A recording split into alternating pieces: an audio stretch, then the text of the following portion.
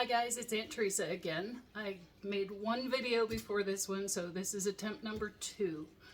Well, actually it's attempt number 3. I did try to make a royal icing video to show you how to do that for the cookies that were in my first video.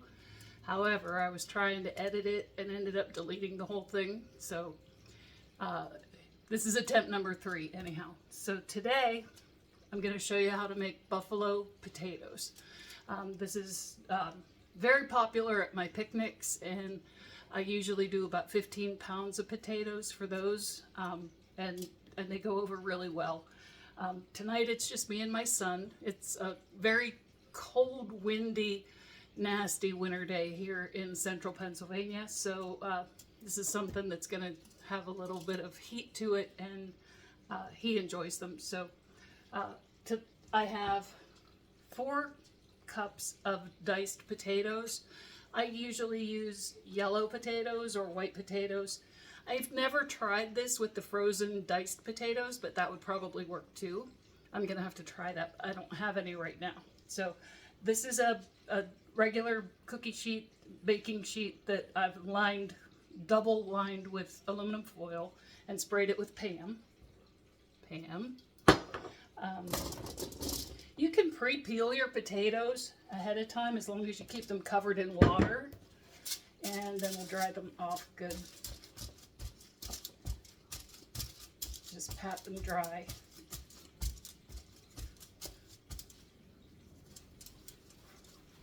This was all the potatoes I had left, so normally I would have done a little bit more, but hey, you work with what you have, right?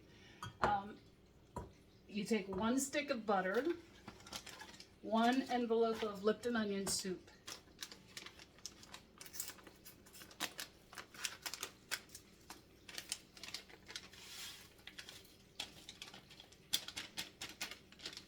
and I use about 1/3 of a cup of Frank's Red Hot sauce. You can adjust that to whatever you like, whether you want it milder or hotter. I'm going to melt this, then come back and put it over the potatoes.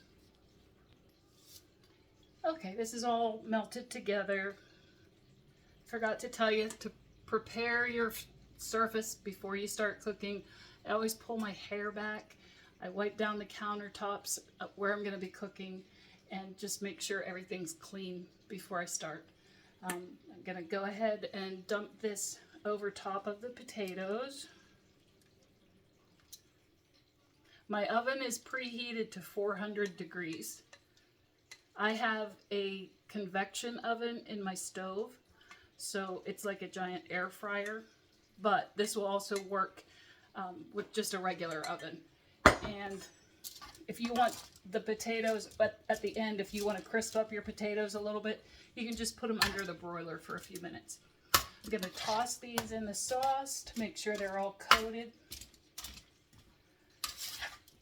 Then I'm going to put them in the oven for 15 minutes.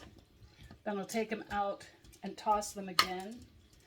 And I do that a couple times while they're baking so that they all get coated in sauce well.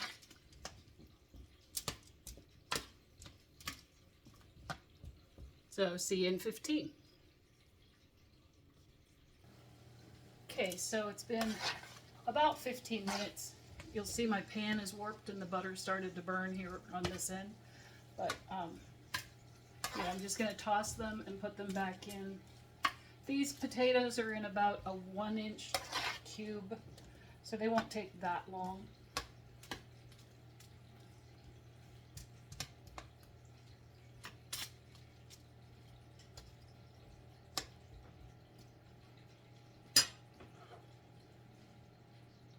Yeah, they're starting to get soft, but they're not.